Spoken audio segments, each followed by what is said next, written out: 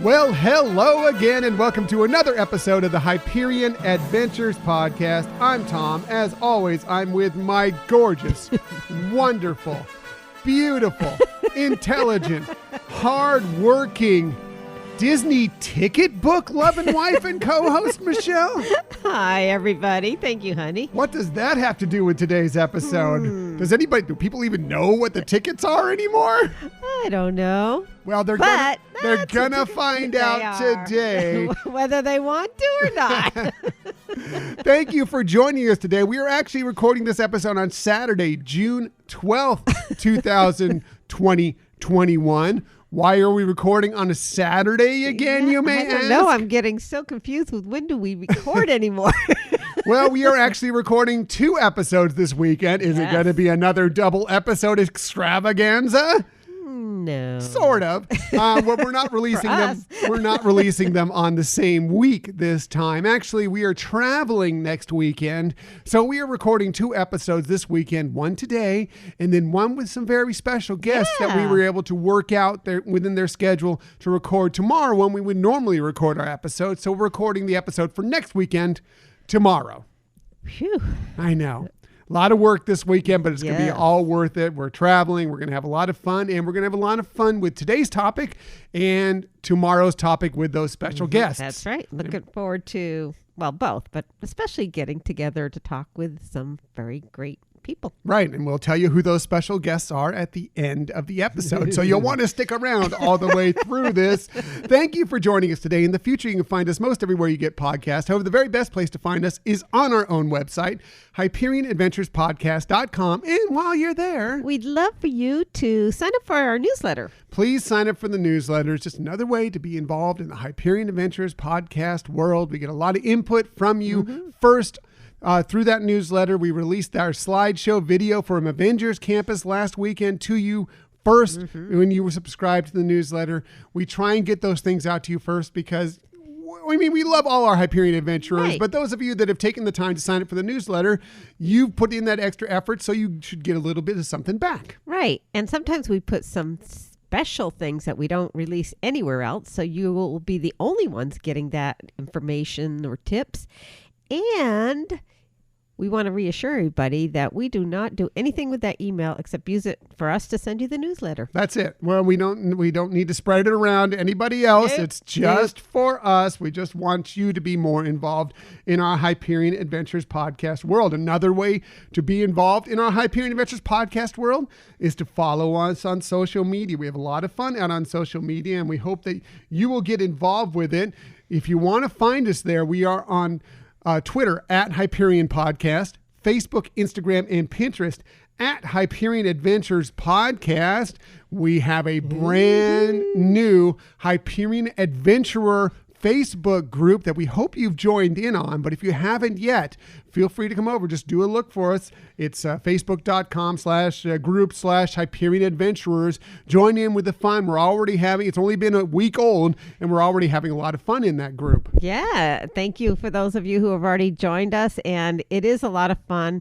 And we have some wonderful ideas for things that we're going to share on there and interact with people on there. So you will want to join that group. Yes. It's just going to be a lot more fun for everybody out there when we move through this group. And we did actually get another message for last week's 3rd anniversary episode through that group. Another congratulations through that group. And that is from Scott in Minnesota. He wanted to be sure and send us a message since he missed out on it last week. So here's what he sent. He said, Tom and Michelle, congratulations on 3 amazing years. You've helped so many of us get through the past year of by keeping our Disney dreams alive.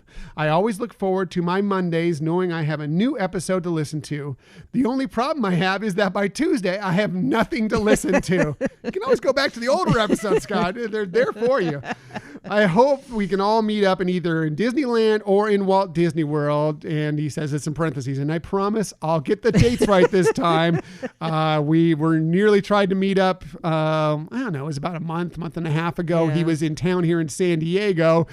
We had set up a time, went to a place where we were supposed to meet up. All this stuff he was doing out here visiting from Minnesota, somehow he had gotten the dates crossed. So unfortunately, it fell through. But yes. And we know what that's like. Yes, so, absolutely. Sure. Especially traveling. You got a lot of stuff on your plate. A lot of fun stuff planned, and it's easy to get the calendar messed up. So we totally understand, and we'll work that out in the future. Hopefully we will meet.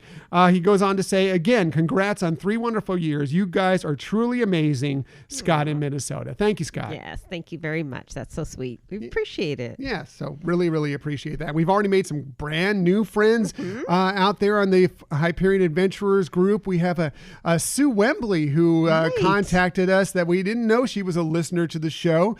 But as soon as this group popped up, she's been very active within it and saying some wonderful things. She's across the pond over in the UK. So thank you, Sue, for joining in. Definitely. And love some of the upcoming plans that you have. It sounds super exciting and fun. And we're looking forward to hearing as those happen. Yeah, and lots of others. We've had a lot of fun out there, so please join in all the fun. Another way to join in. And if you're already on the group, invite your friends to it. Absolutely. It's not, even if they don't listen to the podcast, join them in, because we're just going to have fun sharing our adventures, talking Disney, all in a very positive place. That's the main thing we want for this. We want this to be a positive spot for you to come and, just have a good time. Have fun. Yeah. So another positive spot is our YouTube channel. We have putting out mostly these episodes out on YouTube, but we did put that slideshow video. If you haven't checked it out yet, the slideshow video from our trip to Avengers Campus for opening day, you can check that out there as well. And if you want to find us on YouTube, just do a quick search for Hyperion Adventures Podcast, hit subscribe, and you'll know whenever we have a new video. And if you ever want to email us for any reason, please hit us up at our Gmail account, HyperionAdventuresPodcast@gmail.com. Right. We really, as we say every week, we really appreciate you writing into us. It's amazing how many wonderful, warm things we get. It's just so great. But really, if you have any questions about any of our episodes or any of the information we're relaying, or you would like us to talk about something, feel free. We want this to be a podcast that interests you as well. Yes, absolutely. Please hit us up, and we want to know what you think, what you have to say about the show. So one more thing I want to get to, a reminder, we brought this out. It was big news last week. We have launched our Patreon page, so you can join a membership with the Hyperion Adventures podcast. Help us out with some of the costs we're getting here throughout the show. Help us upgrade some of our equipment so our show can be better as we move forward. Flourish. And then we hope so. Hope you'll join in with that. And we have a lot of great perks if you want to sign in for that, with tiers starting as little as $2 per month. I'm not going to focus on it every single week because I don't want this to be all about getting money into the show, but we would appreciate the help. However, one thing we are planning on doing every single week, because this is part of the perks, is giving our Patreon member of the week shout out. Yes. And this week's goes to the very first person who signed up for a membership, and that is Tony, the Disney dad from the formerly Disney Discussions podcast. Tony's been a huge supporter of this show and a great friend for so long. And Tony, thank you very much for being our first member of the Hyperion Adventures podcast Patreon group. Right. We really appreciate it. And we've always been big fans of yours. For just you and your family are wonderful, and we appreciate your continued support. It's awesome. For sure. And if you want to come on and support us as well, just go to patreon.com/Hyperion Adventures podcast, and you can find out which tier fits for you. We have lots of great perks out there, and we'd love for you to come on board. Right. And if you have any questions about it, send us a little note in our email. Absolutely. And if you have any suggestions on how we can kind of boost those things up, we'd be happy to do that as well. So as for today's show, we have lots of stuff for you this week, including we received news about several food options that will soon once again become available in the Disney parks on both coasts. We'll talk a lot about that. And yes, today we're continuing our countdown to Walt Disney World's 50th birthday, but there's also another virtual way to check out the anniversary celebration and history of a different Disney park, even with a peek ahead to what's to come for that park. We'll tell you how you can check that out as well. But let's get to our main topic of the week.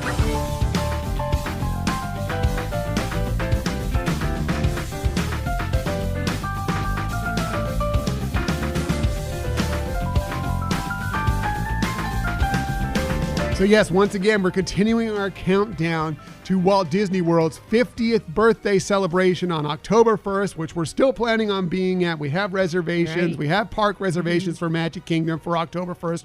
We're excited to be there. But in the meantime, every month we're counting down to that celebration, giving you a little peek back at the history of the most magical place on earth. And of course, whenever we look at history, we go with Michelle because she does the best deep dive. She does the best research. And you know she's always fun, and she brings some information that you probably, I mean, there may be some information that you knew. Need. But, well, there's that too. I don't think it's all needed. We're all Disney fans here. We need all this information, but she will definitely come up with something that you don't know as she and enlighten you to that. So let's get right to it. Part 3 of our Walt Disney World's 50th birthday countdown. What's the title for this episode, Michelle? The title is That's the Ticket. That's the ticket. That's the ticket. Nice. Yeah. So we're going to talk about the history of the ticket book, passports, annual passes, fast passes, blah, blah, blah. So all different forms of tickets, essentially. All forms of tickets, and kind of just how things have evolved over the years. So, it started, most people know, with it was actually a coupon book. Each of the little tabs that were the letters A through E. And I'm holding here a little, I got this at Walt Disney World several years ago. It's a vintage memo pad, a vintage ticket memo pad, and it has, where the ticket's on the front side and on the back you can make notes, and it's just too adorable to even use. So I just still have it pretty much intact. So, but anyways, as people know, there was the A through E tickets. This originated in Disneyland, so even before Walt Disney World opened. It was actually conceived by the very first Disneyland public relations director, Ed Ettinger. And, he came up with the concept, but these were actually called coupons. And if you needed to, in the park, purchase additional ones, if you wanted to, have more D tickets or E tickets, those were tickets. Right. So, as we mentioned, the letters corresponded with certain attractions. And the letter A would have like maybe not as elaborate attractions. And it would just progress up to the E tickets. And we'll talk about that in a second. But anyways, just kind of wanted to go through, just in case people haven't seen it. Like the A tickets, these were the ones that a lot of people didn't use. Like at the end of the trip, you'd have some A's and B's left. You probably didn't use those. But, just as an example, like on Main Street USA, you could ride the omnibus or the horse-drawn streetcars, Main Street vehicles. And then in Fantasyland, the Cinderella's Golden Carousel. So again, not a lot of options there, and not the most heavily sought after. The B ticket had the Main Street Cinema, and that's still pretty much the same at Disneyland, how it was, but at Disney World, they've changed that. But it was an area that you could go into, but you actually did have to give a ticket to somebody to get in there. And you could see some clips from old Mickey Mouse films, classic Disney shorts and cartoons. And, right. Yeah, in which you can still do at Disneyland. Yeah. Yeah. So, so those are just some examples. And the C rides got a little bit better. We had the Grand Prix Raceway, Peter Pan's Flight, Mr. Toad's Wild Ride, which I was surprised to see was a C ticket. I would have thought that would have been at least early a on. D. Yeah, at least a D. Yeah. Right. And then the D tickets had the railroad, but it also had the Flight to the Moon. Ooh, I know. Again, surprised that was a D and not an E. But it also had the Skyway, so you could take the Skyway. But it was like you would take it one way and you'd need another ticket to go the other way. But if you wanted to not walk a certain area and you wanted to return to an attraction maybe that you went to earlier, that could have been a way to get there and have some pretty spectacular views. The Walt Disney World Railroad as well. I mean, yes, it's an attraction, it's a ride. You can check out a lot of the park, but mostly a lot of times it's used just to get transportation from one part of the park to another part of the park. Right. That is a good point. That is a good point. And then the e-ticket had things like 20,000 Leagues Under the Sea, It's a Small World, Country Bear Jamboree, Jungle Cruise, so some of the really, sought after attractions. And speaking of e-tickets, that actually started to become an element within our society of really expressing something to be very special.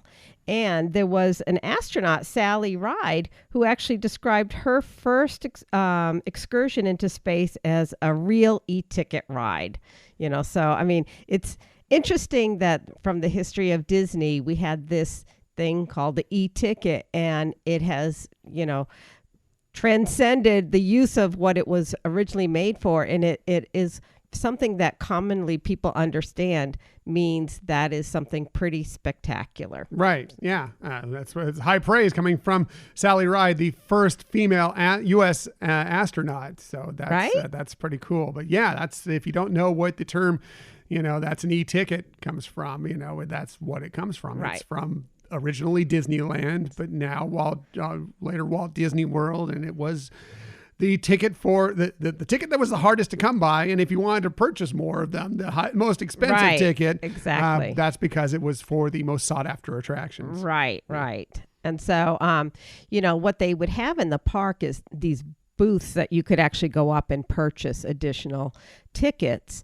I know at Disneyland, you can still see some of these booths. They have them a little bit, decorated or whatever, but they really don't have them at Walt Disney World. There's still a couple, because I remember when we went on I think it was the Keys of the Kingdom tour, one of our guides pointed out a couple of them to us, like that used to be a ticket booth. Right, I don't think there is as many in existence anymore, but they still are there. Yeah. Now, the other thing that a lot of people may not know is for Walt Disney World, the coupon booklet also contained 2 other tickets that were for transportation to get to the park and then admission into the park. Mm-hmm. And so these booklets were sold at the Ticket and Transportation Center, which is where people park now to go into Magic Kingdom. That's what it was used for then. But you actually did, and that's where the name came from, because that was where you purchased your ticket and you started your transportation. So it was like a ticket that had like a tear-off part. And the first part you would give to either take the monorail over or to take a boat over. And then once you got to the park itself, you needed the other part of that, which was the admission into the park. And then the A through E tickets were where got you onto attractions. Right. So you didn't just walk in and just go on whatever attraction they called out to you, whichever attraction had the shortest wait, whatever. You needed to be sure and have tickets for those attractions, or if you wanted to go on the Haunted Mansion and you already used up your e-tickets, yes, you were out of luck, or you needed to go and buy more, like you said, those ticket booths. Yeah. Right. So you really, it was a fun way to actually, plan your day, is considering, and they did eventually offer like different number of tickets in a ticket booklet, so you could get more tickets at a higher price. It would have, a few more of the E or D or whatever. But anyways, that was another option, but it was a fun way to try to plan.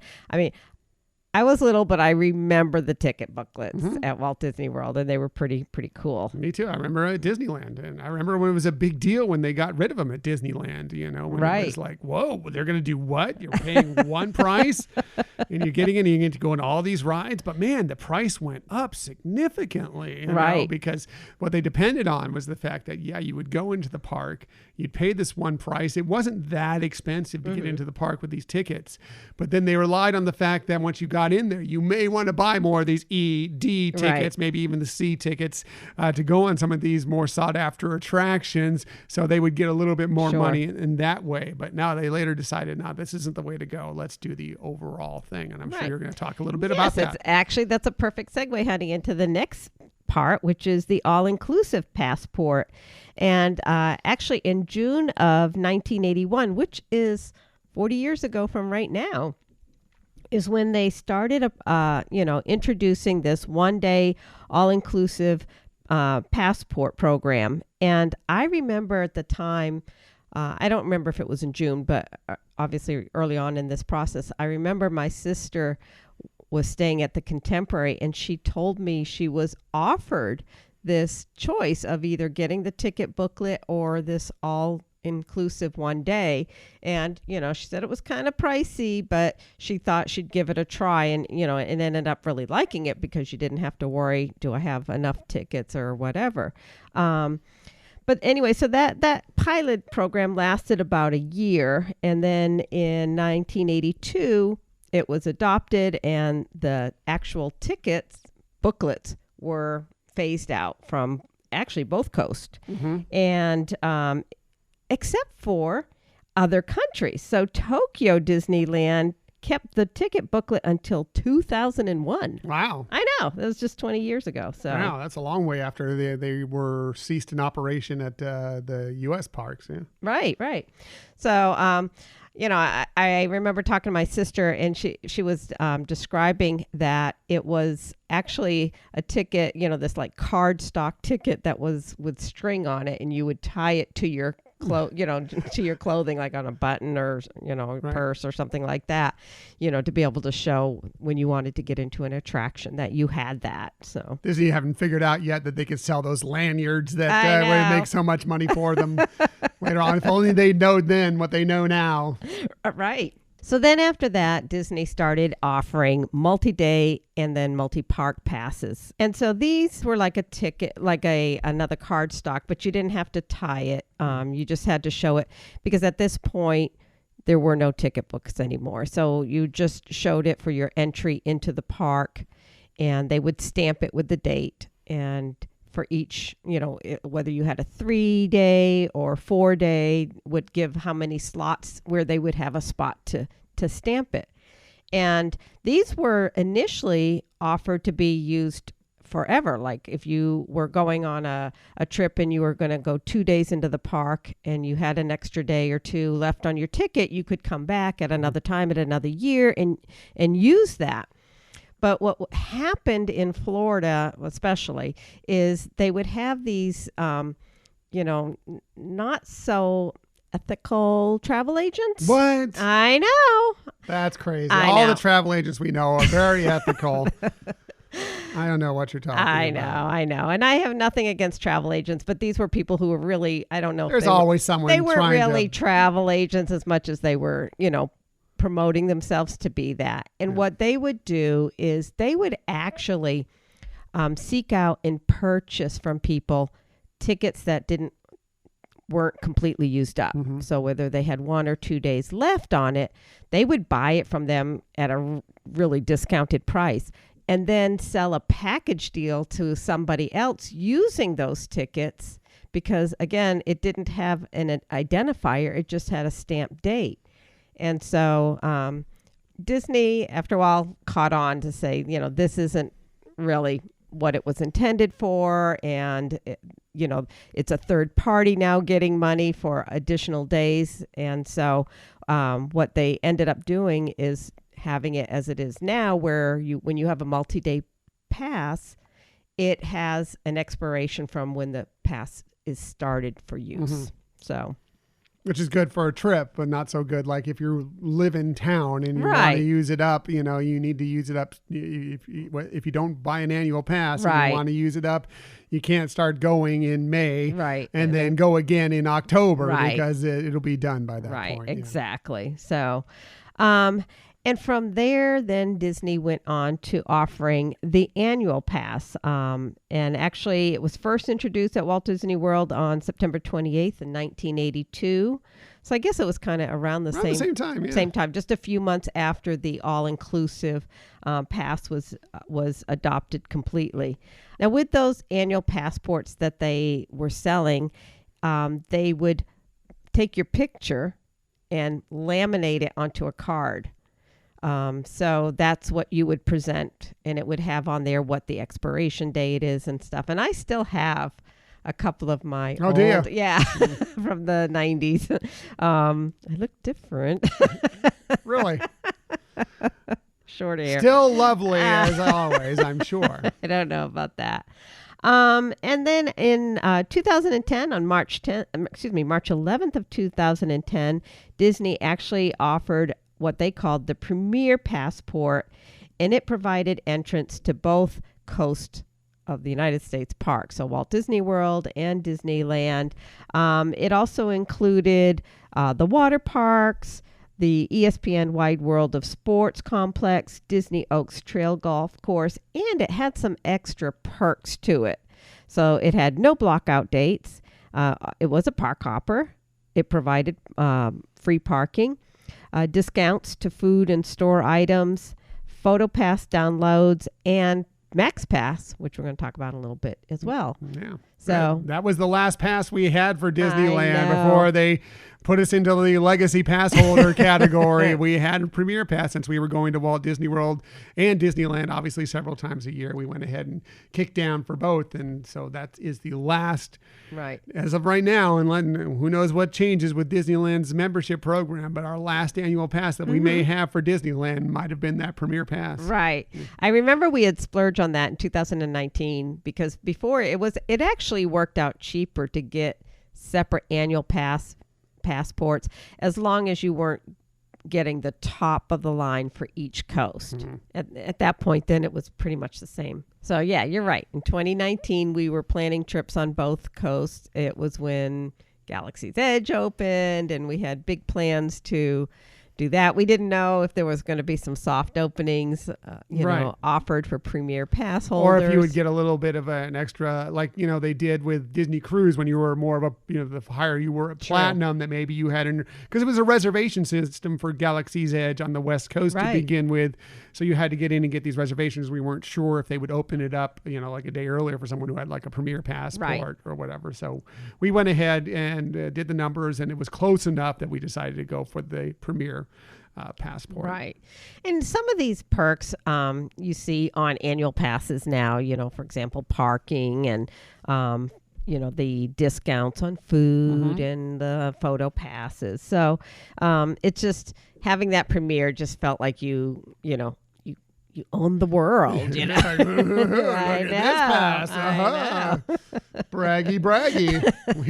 We never brag on this show. I know. Just every week. But that was one that was funny to show off because people would be like, ooh, you have the big pass. I know. And, with annual passes as well as other multi-day passes, you can always upgrade them. And that's, I think, what we ended up doing. We had a annual pass that had started not too long before that. And we said, okay, let's just upgrade to the Premier. Yeah, when we went to the park and did it, upgraded it. Right. But that's not where tickets end in the history of Disney. And by the way, we're still waiting to hear when they will start selling annual passes for Walt Disney World again. You can renew currently. We renewed not that long ago. Not at Premiere, obviously, but we did renew not that long ago. So we still have our annual pass. Hopefully soon here we'll be hearing news of when new annual passes will be sold. Because I really believe that they're not going away. They will be sold again. And it'll be interesting to see at Disneyland what they do with their program there. Right. So it's interesting that, Disneyland talking about, how they're really going to restructure. And we've seen a lot of different programs offered, even when they had the annual pass for Disneyland, mainly for locals, how they would have different levels of things where you could do more seasonal visits and have more blockout dates, things like that. Exactly.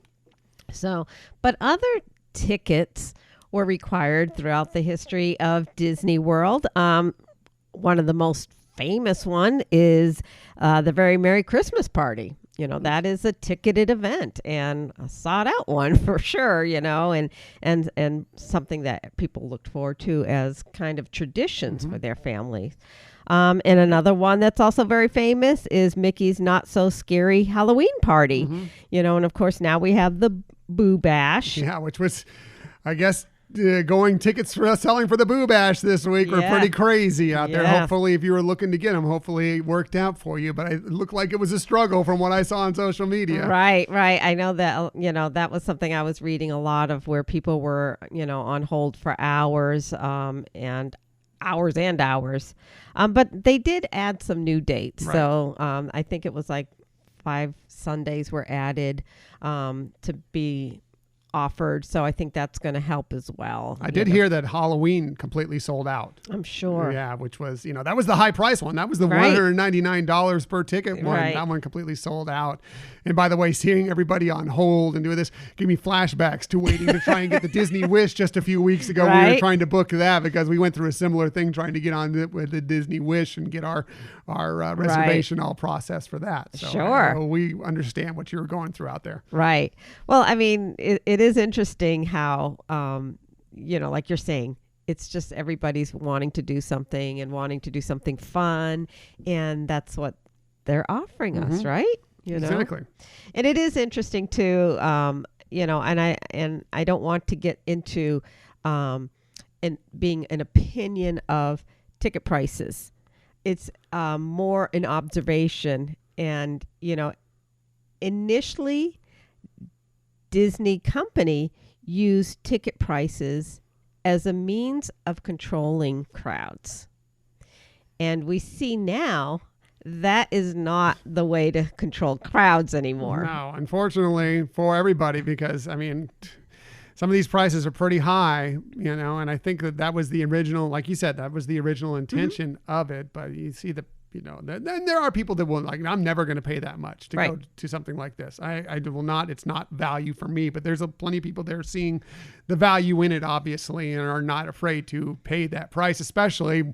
I think another thing goes into this Boo Bash thing is that it's the first big ticketed event Right. Since the pandemic's been Right. going on.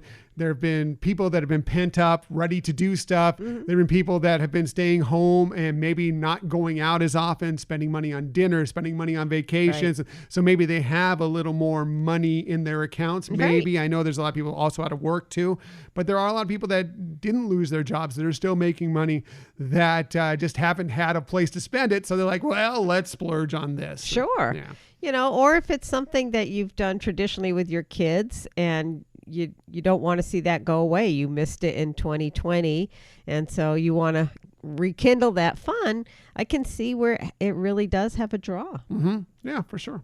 For sure. So, some other ticketed events, Disney World would have what they call Disney After Hour events, and that's again where they would sell a limited number of tickets to keep the parks, at a smaller amount of attendees and give people the opportunity to go on attractions without having long queues and things like that. So, it's and that's something we probably will see return. Yeah, I would guess. one of those that we've attended is the DVC member Moonlight Right. Magic, which is always a lot of fun Yes. for all the DVC members when you can get in there and do that at the various different parks. When Right. they have those open up. I'm hoping that we can see those coming again Yes. before too long, for sure. Yes. And this is really about Walt Disney World and the countdown to the 50th anniversary. But I did want to mention that, Disneyland also did offer ticketed events.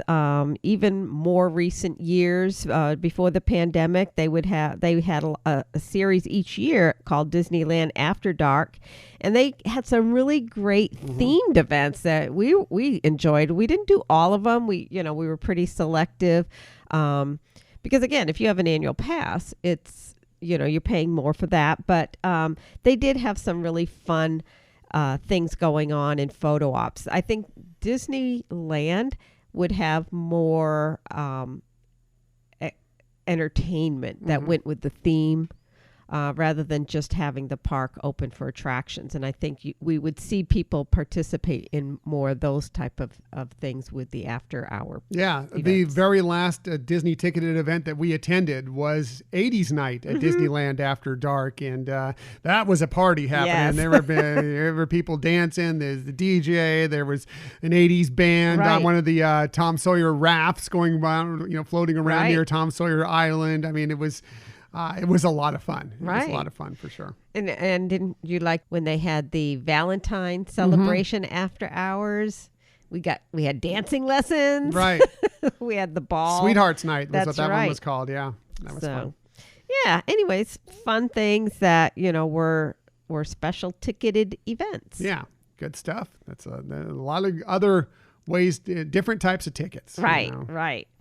So I felt like this topic couldn't go without mentioning some other things sort of ticket-ish. Okay. And that would be fast passes, max passes, and virtual queues. How we miss the fast passes and the max passes right about now. Right. We've dealt with virtual queues quite often recently. And it wasn't that long ago. We remember, what fast passes were, where you actually, for Walt Disney World, you had an ability to make 3 advanced fast passes for a park on a given day, and give you a return time. You had an opportunity to select return times and things. So that was, something that was really great. It worked a little differently at Disneyland. Disneyland had more of a one fast pass, and you went to the location to actually where the attraction was. We would even get the printout ticket, even though that wasn't necessarily needed. You could use the app to show your reservation for that fast Right. pass. They even up until fast passes stopped, or at least were paused here, in the pandemic, they did still have the paper fast pass at Disneyland. There did used to be the paper fast pass at Walt Disney World as well, before they went ahead and moved to this system where if you were staying there or going into the parks, you could at a certain point ahead of your reservation or your day that you were going to the parks, you could reserve up to 3 ahead of time and then add another one later on once you've used up all your fast passes in the park. Yes. But, those paper fast passes were very convenient at Disneyland, but not as convenient as something else I think you're going to talk about that is at Disneyland. Right. And which I was actually going to let you talk a little bit about, because you were usually the one in control, and that was max passes. And max passes, we're going to talk about what they were, but if you had a premiere, or even if you had an annual Disneyland that was in a higher level or higher tier, the max pass was included. Otherwise, it was an add-on fee for the day, which in some cases may be great if somebody wanted to say, I'm going to go and add this and have this ability. But I could also see for people who were there with a large family or whatever, adding 10, and then it did increase eventually, dollars a day could become pricey. But why don't you go into Max Pass? Yeah, so Max Pass may come into play here for Walt Disney World. There's a lot of rumors around that there may be something on the bubbling out there that may happen similarly at Walt Disney World coming up soon. But this was something that was at Disneyland that we used with we came with our premiere. You could also, for any annual pass at Disneyland, you could add it on for an additional fee, either out front, or you could add it on whatever day. And it was kind of, adding it on per day was not a bad thing, because maybe you go on one day in the park and you're not planning on doing a lot of attractions. So, you don't have to pay that $10 per person per day, for the entire trip. But maybe where there was that one single day that you wanted to do a lot of attractions, then maybe that's the day you go ahead and splurge on the $10 per day. Plus, you also got Photo Pass along with the Max Pass as well for that day. So if you're going to take pictures as well, it all played into it. But it was just an easy way of, rather than going to the location, getting the paper fast pass, going whatever, that is, you could, before you entered the park or when you're in the park, you could go on there and find out what attractions were available at what times, reserve your group on there, and you have your fast pass right on your phone essentially, or on your annual pass. You could scan it on your annual pass as well. And that would be the easy way. And then as soon as you scan that one, you could be in the queue, the fast pass queue, waiting for that attraction and start looking ahead. Or if you had a couple of hours time difference between when you made that one, you could do the same thing. You needed, I think it was either an hour and a half or 2 hours in between when if you used them, it was fine to go ahead and go for the next fast pass, next max pass, fast pass.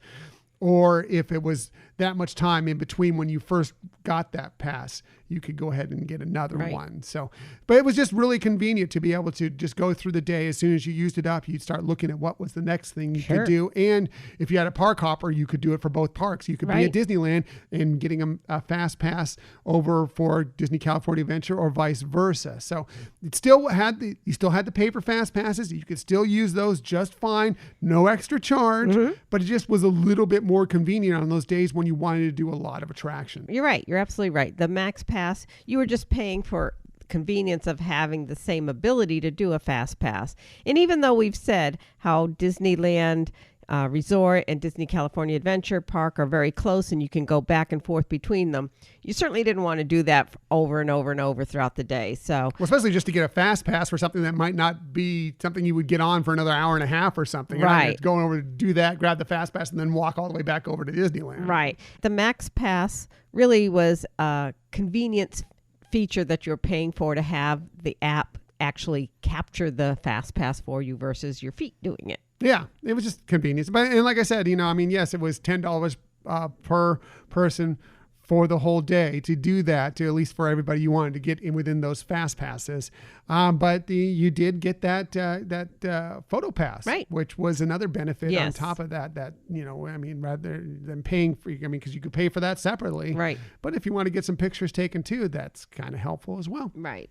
So, and then the last one that falls under that category is the more recent, the virtual queues that started in December of 2019. Do you know what it was initially used for? Yes, I know, because we did it in December of 2019. That was Star Wars Rise of the Resistance. Used to, when they first started it, you had to be there, right, checked into the parks before you could try and get it. Remember the rush right, of people trying to get there, the concern of getting to the park in time when right, they became available, and being in and making sure you're scanned in through the tap styles or whatever it was to get through there. And then not only you got through there, then you still had to hope that you could get it on your phone when you were right, doing it. It was a lot more stressful then. Not that it's not stressful now, right, as you're trying to do it. but you can be more comfortable. It's a little easier now, yeah. I know, that's right. Yeah, you had to be there actually before the park opened. So, you knew you had to get up early, and you weren't, well, I guess after that you could be there for a rope drop, but your purpose was usually just to be there inside the park. And I remember we used to try to find some strategic locations, so you weren't next to a lot of people and could, have the best off the Disney Wi-Fi, right, because that can be a lot of people trying to use the Disney Wi-Fi, taking the bandwidth up, that can right, be trouble as well. So I always suggest this when you're trying to get these, and we've been pretty successful with it so far, is to go ahead and use your data from your phone. That tends to work best for us anyway. Right. Try and be not in a crowded area where there's a lot of people trying for the same thing you are, because that's going to take up some bandwidth as well, depending on what your service is. And just be ready to go. I mean, you can't even think about it. You right, basically need to swipe down. As soon as you hit that join button, you hit it, and then you hit OK. Right. And you hope that your group is together, because if you try and look and see if everybody that's in your group is right, included in there, you probably missed out. Right. It's really, really fast. So you just have to kind of hope that everybody that has that, the one benefit now is that because of the park reservation process, if you're all linked on your account, right, everybody that has a park reservation in your group that is linked with your account during that day will be highlighted automatically for you, as long as it's in the same park. So if you're going to Disney's Hollywood Studios, everybody who has a park reservation that is linked to your account will automatically be there when you right, try and do that. So now if you have a bunch of people linked to your account that you don't want to be going with you on the attraction, that could be an issue. But it is the best way to do it. And we've been so far pretty lucky on our, whether it be at 7 a.m. or later on, whether it's at Walt Disney World at 1 p.m. or at noon at Disneyland. Right. We've been pretty lucky so far that we've done one well or with the it. other. Yeah. Yeah, absolutely. And, so, and we're seeing this is an expanding feature, and it makes sense, for Walt Disney World and Disneyland to avoid, these long lines, especially when social distancing is, a factor, and how that can be disruptive to flow. And so they have at Disneyland now added the virtual queue for the Indiana Jones attraction, as well as the newest in Avengers Campus of the Web Slinger. Right. So you have the option to get all three of them if it works out for you during the day. If you have a park hopper, right, The one problem is with these virtual queues at Disneyland, and we've discussed this on previous episodes, is that you can't hold 2 virtual queue boarding groups at once. So before you get the second one or the third one, you have to have already used up your boarding group. So your ideal thing was, let's just say you want to do Rise of the Resistance and Web Slingers, depending on which order you want. You want to get that first one at 7 a.m. and hope you get a really early boarding group and that the attraction stays running so you can have it and be through there before noon so you can try and get that other one. Otherwise, there's no guarantees that you'll get both in one day. Right. So anyways, that's our look on Fast Passes, Max Passes, and virtual queues. And it does seem like we're really seeing, evolution of how the Disney parks are trying to make the process easier for people, not to be in lines and not to, feel like their time is just consumed in a queue. And Except for Avengers Campus. Right. That is true. But there's still another feature that is, kind of, again, in this segment, which is the theme parks reservation process now. And, through the pandemic now, we've really started to get acclimated to the fact that you now need a reservation, along with a ticket to go into the park. Even if you have an annual pass, it's not like you can just show up. You do need to secure that theme park reservation. And then if you have a park hopper or an annual pass, you could then convert to another park if there's availability in the afternoon. So just another new feature that is really helping, one, control the amount of crowd so that people can have the best experience, and right now still in a, optimally safe environment. Yeah. The theme park reservation thing is something that I don't see going away anytime very soon. Right. They've even said it's not going away anytime very soon. As much as I like the convenience of just deciding where you want to go on that morning, if you're feeling like, oh, you know what, I really want to go back to Epcot and try some more of the festival food or, whatever it is, that's probably not going to be the case for a while because I think Disney is finding it right now. Obviously this pandemic has made it necessary to have this reservation so they can be sure and control capacity. But even moving forward, I think that this will give them knowledge as to what they can expect as far as attendance so they can know how to staff each park going into it. And I really feel that is the best data that they can use going forward. Obviously, they get plenty of data on what dates normally bring people in or whatever, but this is going to be even more fine-tuned. Right. So I mean, it may eventually go away, but I think it's going to be a while for sure. Right. I mean, some of the things that it can help is prevent massive disappointment. So if everybody, let's use example of Avengers Campus. If they can control how many people have a reservation into Disney California Adventure Park, that's like level 1 for them to control how many people. And I'm sure they're going to be collecting data of what percentage of people go into Avengers Campus. And from there know how many boarding passes can be handled. And, rather than saying, okay, we're going to let twice as many people go into California Adventure Park, but only, 30% of them are going to get into Web Slingers and have 70% of the people, or maybe not all of them, but a lot of people thinking, oh, I came here and had no opportunity to do the one thing I wanted to do. Right. Well, that's another thing is, with the growth of the virtual queue that we discussed, that, between Rise of the Resistance and there's going to be more at Walt Disney World. It doesn't surprise me if Ratatouille, when that opens up, it becomes a virtual queue as well. And some other attractions, maybe Tron, when that opens up, the Guardians of the Galaxy, when that opens up. It wouldn't surprise me if all of those are virtual queues, but this will stop people from necessarily having to, at 7 a.m., they can just pick, I'm going to try for Rise of the Resistance, and then they don't get it. And they're like, okay, well, I'm just going to go to another park. So it kind of, it gives more people that are actually planning on going to that park originally that day the opportunity to get that boarding group, as to a bunch of people that, well, I'll try for Rise of the Resistance. If we don't go, that's fine. We'll go to Magic Kingdom or whatever, I mean, that it makes it better for the people that just want to go to the studios that Right. day Sure. to be able to try and get that boarding group rather than having all these other people, trying in that Right. don't really have the intention more than just to go on Rise of the Resistance or That's whatever. a good point. So Yeah, good point. we'll see what happens going forward with it. But I really feel that that's another reason why the park reservation system is going to continue. Right. Yeah, makes sense.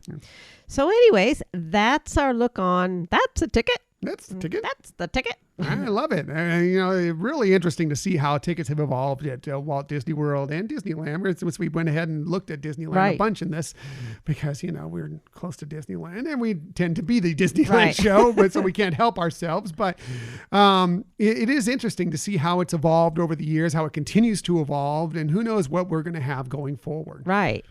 For me, it was a fun journey too, because I, got through to, all the memorabilia that I have collected over the years and seen, the different types of, annual passes or one-day park pass or multi-day pass, our premier pass, and it was just fun to reminisce and thinking about all the fun that each of these tickets represented and brought for me and our family. And it was a fun episode to prepare for. Really good stuff. Michelle's research and information, deep dives, always the very best. Sweetheart, great job. Oh, thank you very much. That's part 3 of our countdown to Walt Disney World's 50th birthday. That's the ticket. So we're halfway through now. We have 3 months left until we get to October. We'll have July, August, September, October 1st is when the big day happens. And so we have 3 more parts to this coming, and I can't wait to find out what Michelle is going to dive into next. Yes. I think our next one is a Room with a View. Oh, interesting. What does that have to do with? I'm guessing hotels, but we'll wait and see. But again, if you have any questions or, just want to add some input to anything we talk about in some of these episodes, maybe even just memories that you have from some of these things that we discussed at Walt Disney World or Disneyland, please hit us up at our Gmail account or on social media. Yeah, we'd love to hear about your experiences as well. Right. So again, that is our part 3 of our countdown to Walt Disney World's 50th birthday. That's the ticket.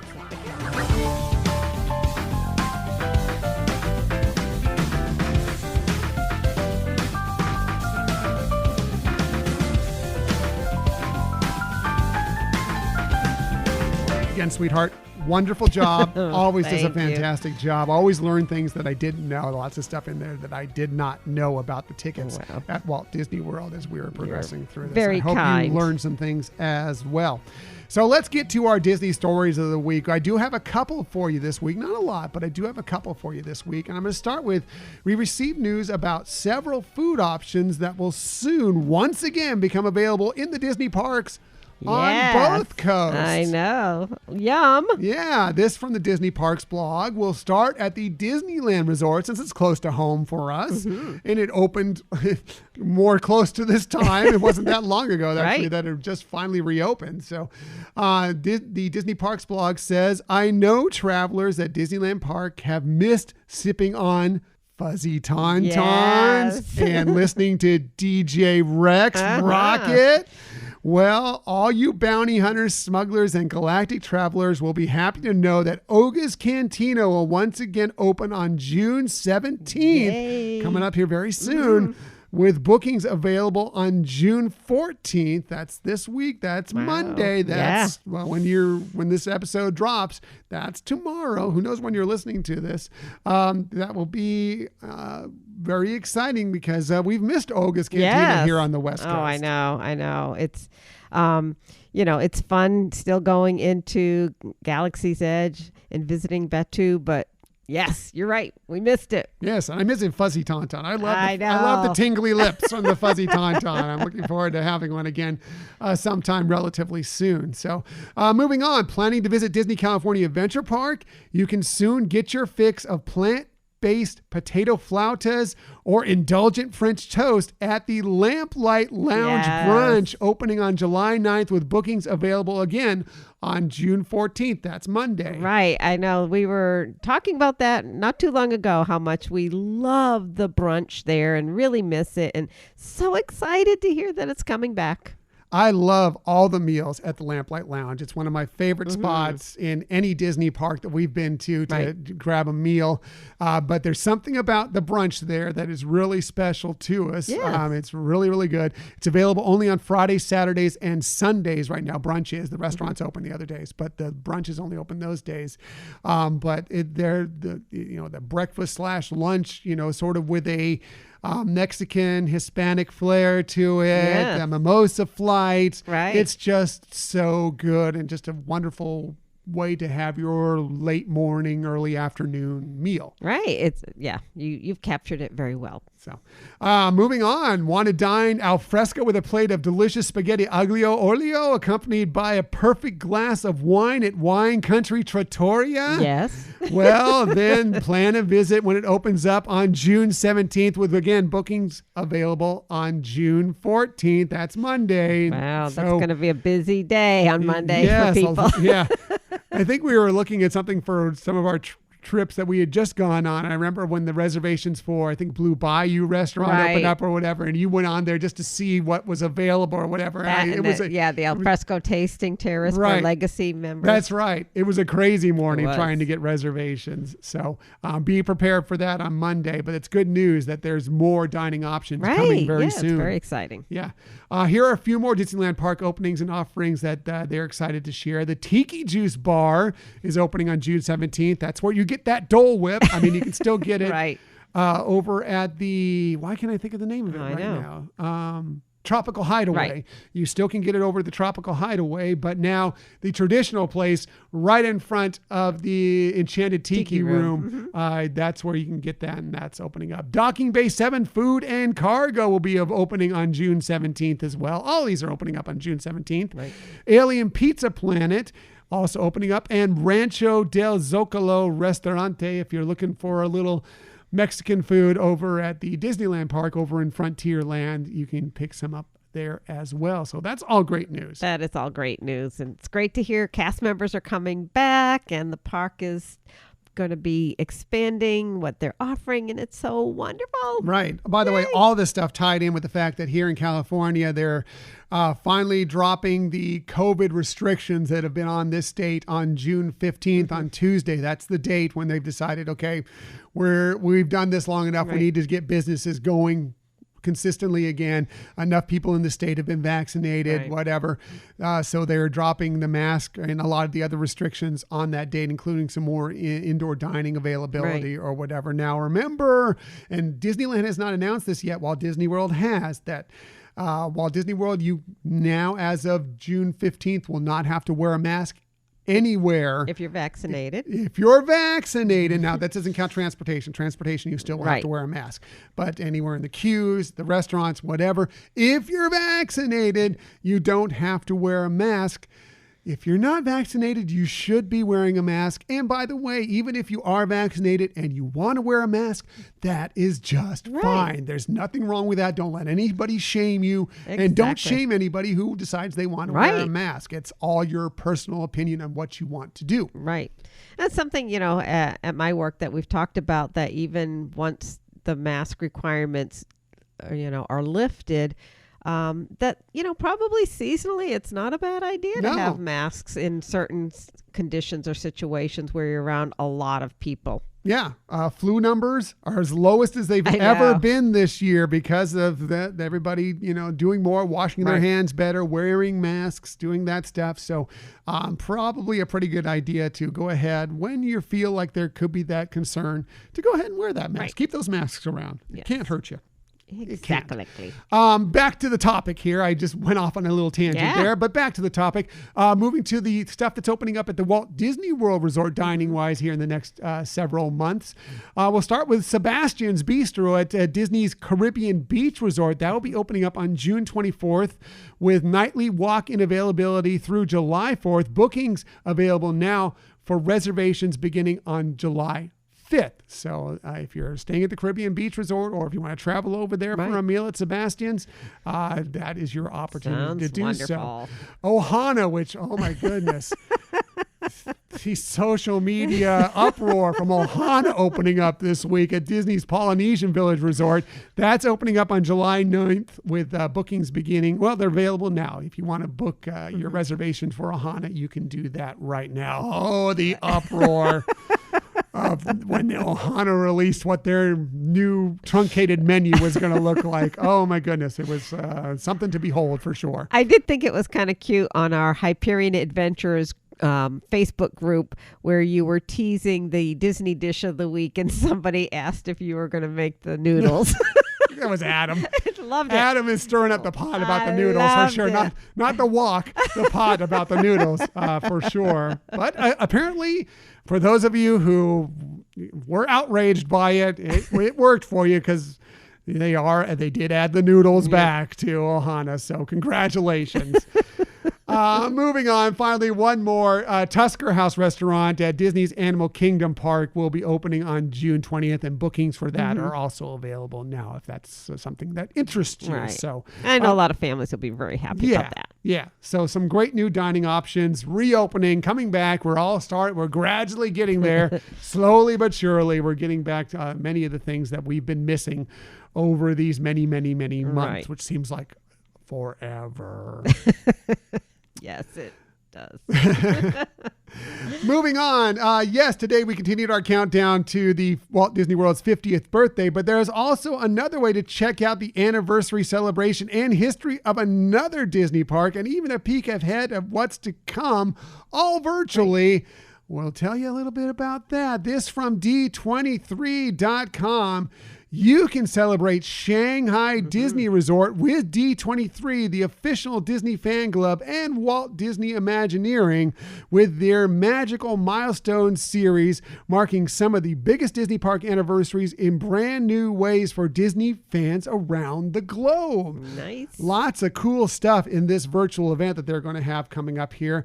They say this exclusive virtual event will feature a grand gathering of Imagineers who will take us on a journey spanning everything from the park origins and history to beautiful artwork and storytelling to plenty of behind-the-scenes stories that will let you meet some of the fascinating people who bring our favorite places to life. So if you're ever wanting to kind of look at some of the story and what is happening, what's out there at Shanghai Disney, maybe eventually you might be able to get there yourself, maybe hoping even much stronger that you want to get there. Yeah. This might be a peak for you. Yeah, it's always interesting to see how different parks have similar attractions, but maybe a different version of them, or just new, innovative things. Shanghai being so new, talk about innovation and high tech. I mean, they own it right now. Yeah, for sure. So moving on with the story, they say the second in the celebratory series marks the 5th anniversary of the Shanghai Disney Resort, hosted by Academy Award nominated director Leslie Iwerks. Nice. You may remember her from the Imagineering story and many other things that she's done as well. They'll go far back before the grand opening 5 years ago to explore the earliest history of the groundbreaking resort with a roundtable discussion featuring Wing Chow, star of The Mandalorian, Doris Woodward, who is a retired Imagineer and the resort's senior director and producer. By the way, Wing Chow is also a Disney legend. He's just someone in the Mandalorian, but it was interesting to see him in The Mandalorian. He's one of the people, he's a retired Imagineer, was a big person behind the development of Disney Cruise Line, by the way. Howard Brown, general manager and site portfolio executive of Walt Disney Imagineering in Asia, and Bob Weiss, president of Creative and New Experience Development of Walt Disney Imagineering. Together, they'll pull back the curtain on what makes Shanghai Disney Resort authentically Disney, distinctly Chinese, that's a quote, and with the inside story of the resort's development, unique designs and influences, favorite memories, and more. It's going to be great, and I know that, if you're thinking you'll never go there, and sometimes I think that too, but, will we get there? I don't know. But anyways, it is always interesting to hear some of the things that they have. It's just like, I liked how that quote, distinctively Disney. What is it? It is authentically Disney, distinctly Chinese. Yes. I think that captures a lot of the essence of things that they have, and really exciting. Yeah, really cool stuff. And what a panel to listen to out there. And they're going to have a lot of other people who tied in with it as well. They're going to appear. But here was the thing that called out to me specifically. The journey is just beginning as they'll take a look at the first 5 years and into the future, from Disney's Pixar Toy Story Land to incredible entertainment that includes the new Mickey's Storybook Adventure and Nighttime Spectacular Illuminate, all culminating in the extraordinary 5th anniversary celebration. Plus, D23 members will get a special sneak peek at the all-new Zootopia themed land. We love Zootopia. Right. I'm excited to find out more about that land. Yes. Because I hope that's something that eventually will make its way to the States as well. Right, yeah. So, as D23 members, I guess we'll have that opportunity. I happen to have already signed us up for it. Yes, this special panel will premiere Wednesday, June 16th at 4 p.m. Pacific time and will be available until Friday, July 9th at 11:45 p.m. Pacific time. If you are a D23 Gold member, this is a complimentary event. You'll just need to go to the D23.com and sign up for it to get your access code. If you are a D23 General member, which is the free version, you don't need to pay a cent for that. However, you will have to pay for this event. It will cost you $10 plus a $1.50 processing fee. But if you want to check it out, $11.50 to see all this interesting stuff, not a terrible price. Maybe it'll convince you, maybe I want to become a gold member, is another perk involved in it. So anyway, that's a great way to check it out. And I'm excited. We're signed up for it. We're excited to check it out for sure. And we'll talk about it. And we will definitely talk about it. So that's it for the Disney Stories of the Week. However, we never leave you without giving you some sort of tip that might help you on your next vacation. And we always start with Michelle. One, because she's gorgeous, wonderful, intelligent, hardworking. She does the best deep dive. She does the best research. She has the best lists. She always has the very best tips as well. So let's get right to it. Here is Michelle's tip of the week. Thank you. Well, I'm going to keep it short, but it is about tickets since that was the topic, and actually this information comes directly from Walt Disney World's website, but they said they do continue to honor all unexpired theme park tickets that have remaining admission days. And, if you're really not sure whether or not it is available, we have actually a couple phone numbers that you can contact them. One is you can go to guest relations at the parks, but you could call 407-939-1289 or 407-566-4985. Give those numbers again, just so okay, sure. Grabbing a pencil can write it down. Good idea. So both of them are 407 area code numbers. 939-1289 or 566-4985. And it is interesting, and I know we do have one actually, but I don't know. I'm kind of thinking we might just keep it. But it is interesting that you can have a pass that may have been purchased decades ago and still be valuable enough, whether you could use it for, depending on what it is, like a full day pass that you could get into a park. It may have restrictions, like Park Hopper might not be available unless it says that. But it is amazing to me that could still be a possibility for people. So, cool. And it's important because especially with the pandemic and some people maybe have had some trips planned that had some tickets ready to go for those things. It's good to know what availability they have to use those. Right. I think it was, I think I read that after 2004 is when they would have the expiration after the first day of use. So things before 2004. But I also did read that there was a Florida passport that's in effect right now that just received an extension. It was going to be expiring in June, a date in June, and it's been extended into July. So I think the thing that the tip here is, don't give up on something that hasn't, doesn't expire yet, and find out.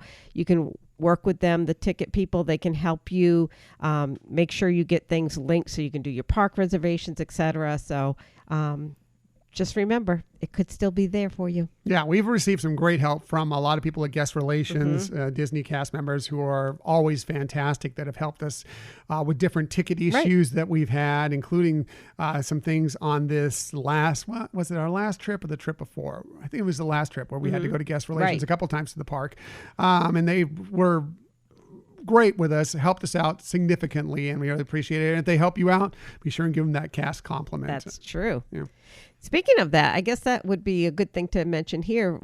One of the things that we did experience is we had a resort reservation, and when we were trying to make a park reservation, it was pulling our profile from the fact that we had a park reservation, and it was saying something wasn't available, but annual passes, it was available, and it wasn't recognizing the annual pass over the resort reservation. So like you said, talk to Guest Relations and they can help you with that situation. Yeah. Easy to do if you're there at the parks already, to go to the Guest Relations booths, or like you, Michelle, with those phone numbers, you can just call them up and they will be happy to help you as well. Exactly. So Michelle's tip, always the best tip. My tip, I'm going to go back to something we sort of discussed last week during our Avengers Campus opening day recap, and that was the mobile ordering that was going on there. And we talked to you about how opening day was crazy for food mobile ordering, that because of that, there was a glitch within the system where they were letting people within to Avengers Campus out of line if you had a mobile order ready to go.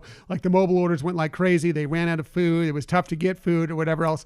Well, they're working on that now. It's been over a week now since opening, and they're continue to work on it to make it better, to make it easier for those going to Avengers Campus. And we did receive some news on what they're doing now with that. So if you're planning on going to Avengers Campus sometime in the very near future, here's what you can look forward to if you're going there. So I just want to give you some hints on what's to happen. So, and by the way, if you go back and listen to that episode, a lot of you already have. A lot of you listened, by the way, to both of our episodes this week. Wow, and thank you very much, because that was like 3 hours of a podcast. I can't believe you had that much time on your hands, but thank you. Anyway, now going forward, the shawarma stands will no longer be mobile order available. You can only do standby for them. So that will not be available to you. Also, by the way, if you're going to mobile order, you need to be within the land when your group becomes available. It's not going to let you in if you have a mobile order that says it's ready to go. You can still make that mobile order outside. Unfortunately, there's nothing they can do contain that right now. But if your mobile order is ready to go and your window's up, it's not going to let you into the land. So you need to plan that out. Either you need to know you're going to be in the land when your mobile order window becomes available, or you need to already be in the land, which is the best thing to do. Now, before, the mobile orders, like I said, on opening day, they were sold out early on. Well, now they're releasing them every 2 hours throughout the day for Pim's Test Kitchen. So, if you couldn't find a window at 10 a.m., you may be able to find one at noon.